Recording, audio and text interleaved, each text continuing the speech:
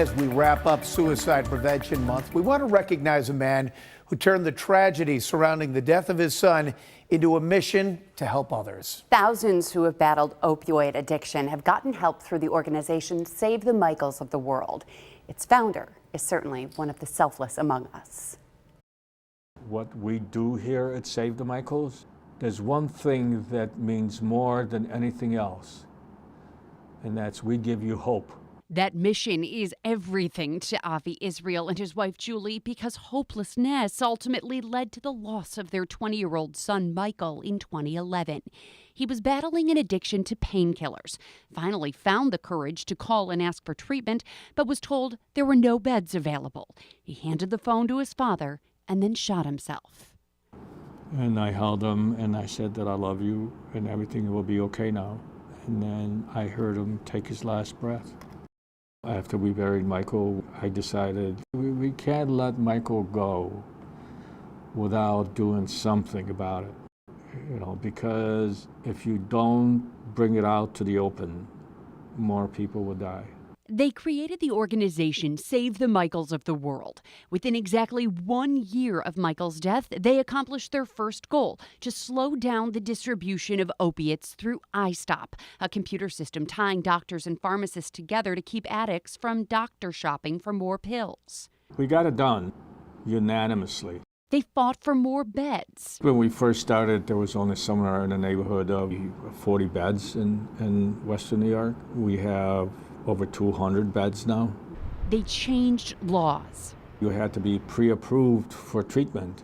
We changed that law. You don't need to be pre-approved.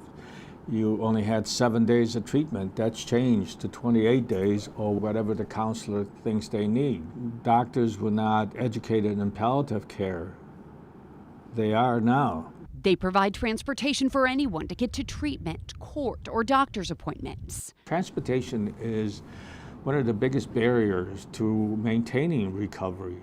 And they opened recovery centers in Erie and Niagara counties. When you call here, there's a live person who answers the phone. And that person can sympathize with those calling for help because almost all of their 50 employees have a personal connection to addiction. Jessica Petty is a recovering addict herself. Taught me everything and really helped me get my feet under me and really help become a whole person again. I would not be this far without them.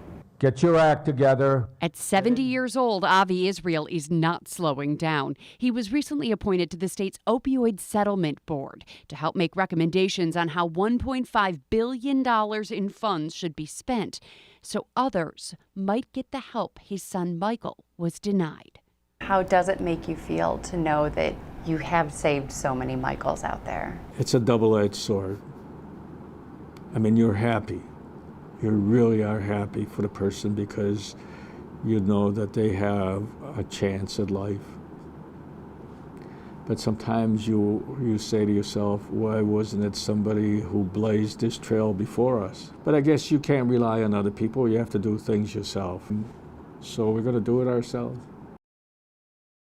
He certainly is. And Avi's next project is building transitional housing for men and for women coming out of treatment to give them the resources they need to get back on their feet. He's not stopping now. He's got so many more things planned.